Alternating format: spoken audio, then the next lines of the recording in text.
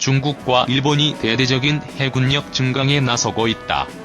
미국, 러시아에 이어 군사력 세계 3위에 올라선 중국이 항공모함을 잇따라 건조해 바다에 띄우고 있고, 일본 역시 지난해 마항공모함 보유를 공언 항모 보유국에 가세했다.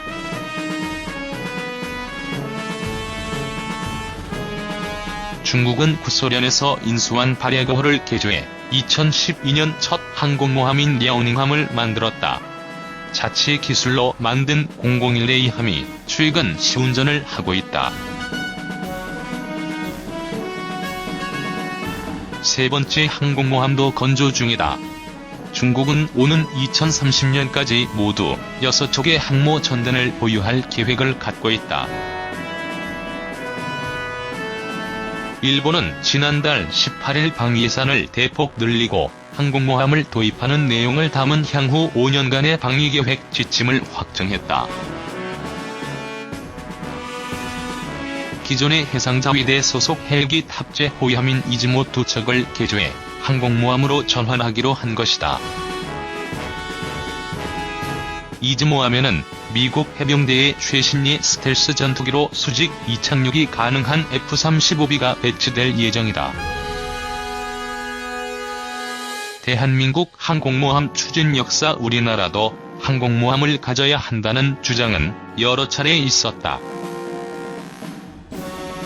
김영삼 정부 때인 1996년 독도 문제를 놓고 일본과 갈등이 커지자 정부는 항모 도입을 계획했다. 당시 해군 수뇌부가 대양 해군 건설 계획을 극비리에 만들어 김영삼 대통령에게 보고했는데, 이 계획에는 경항공모함과 이지스함, 대형 상륙함 건조 계획이 포함돼 있었다. 항공모함은 통상 배수량 7만 톤급 이상을 대형, 4만에서 7만 톤급을 중형, 4만 톤급 미만을 경형으로 분류한다. 하지만 이 계획은 육군 출신 군 수뇌부들이 강력히 반대한 것으로 알려졌다. 결국 1997년 외환위기에 휘말리면서 계획은 무산됐고, 반란을 극복한 뒤 항모 도입을 다시 추진했지만 예산 문제로 백지화됐다. 박근혜 정부 때인 2013년에도 항모 추진 계획이 회자됐다. 최윤희 합참의장 후보자는 그해 10월 국회에서 열린 인사청문회에서 한국형 항공모함 필요성에 대한 검토 작업에 착수하겠다고 밝혔지만 실행되지 않았다. 2015년에는 해군이 중경항모 제작에 대한 외부 용역을 실시했다. 당시 차세대 첨단함정 건조 가능성 검토 연구라는 제목의 용역이었는데, 첨단함정은 항공모함을 말한다. 이 계획도 용역으로만 그쳤다. 지난해 8월에는 우리 해군의 두 번째 대형 수송함인 마라도함에 F-35B 전투기를 탑재하는 방안이 추진돼 관심을 끌었다. 해군이 방위사업청 국방전자조달 시스템에 LPH 미래항공기 탑재 운용을 위한 개조, 개장 연구라는 제목의 연구 용역을 입찰 공고를 냈다. 2020년 말 해군에 인도될 예정인 마라도함은 배수량 1만 4천 톤급의 상륙함이다. 마라도함은 2만 7천 톤급인 일본의 이즈모함보다는 작지만, 함의 갑판 등을 개조하면 수직이 착륙기인 F-35B를 탑재할 수 있다는 생각에서 비롯됐다. 하지만 입찰에 나선 업체가 없어 이 역시 무산됐다. 항모 건조 능력은 충분 우리 해군이 대양 해군 건설을 목표로 한 것은 김대중 정부부터였다. 최근 일본 초계기와 레이더 논란이 있는 광개토 대왕함은 1998년에 실전 배치됐다. 김 대통령 재임 기간 광개토 대왕함보다 성능이 뛰어난 이순신급 구축함 6척, 이지스 구축함인 세종대왕급급 3척, 독도함 한 척 등의 전력 증강 계획이 승인됐다. 대형 함정은 10년 이상의 장기 계획으로 추진된다. 당시 이지스함 등의 건조 계획이 없었다면 우리나라는 아직도 연안 해군에 머물러 있었을 것이다. 그렇다면 우리나라가 항모를 만들고 운영할 능력이 될까? 해군과 조선업계에 따르면 세계 최고 수준의 조선 기술을 보유한 만큼 항공모함 건조 능력은 충분하다. 레이더를 비롯한 방공망, 탑재해야 할 일부 무장 능력을 제외하면 모함 건조는 자체 기술로 얼마든지 가능하다는 것이다. 문제는 건조 비용과 운영비다. 2015년 항모 제작 용역을 수행했던 관계자에 따르면 당시 용역 수행업체는 항모의 순수 건설 비용에 대해 배수량 7만 톤급인 중형 항모는 5조 4,200억 원, 4만 톤급인 중경형 항모는 3조 1,500억 원으로 제시했다.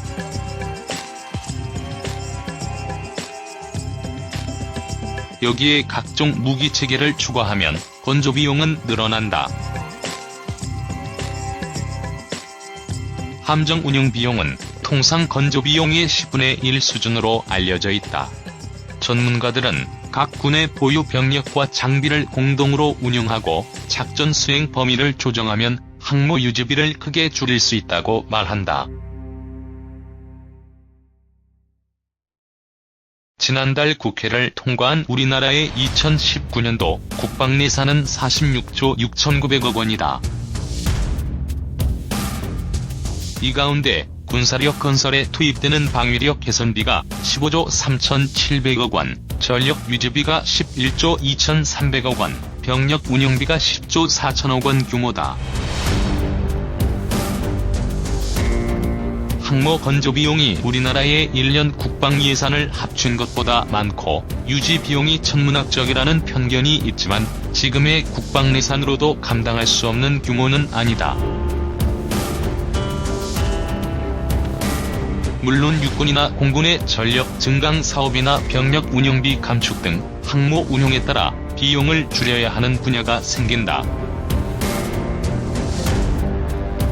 한편 국방부가 지난 15일 발간한 국방백서에 따르면 2017년 기준 일본의 국방비는 460억 달러로 우리나라 356억 달러보다 100억 달러가량 많다.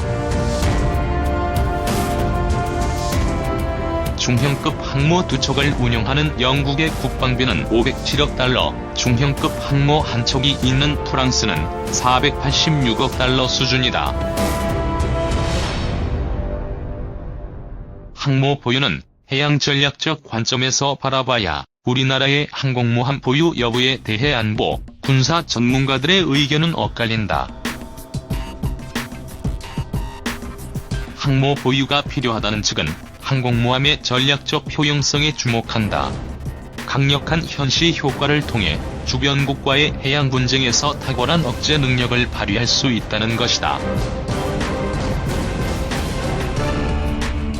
군사 전문가들은 독도와 여도 같은 분쟁 해역에서 항공모함 보유가 우리의 전략적 요구를 충족시켜줄 수 있다고 강조한다.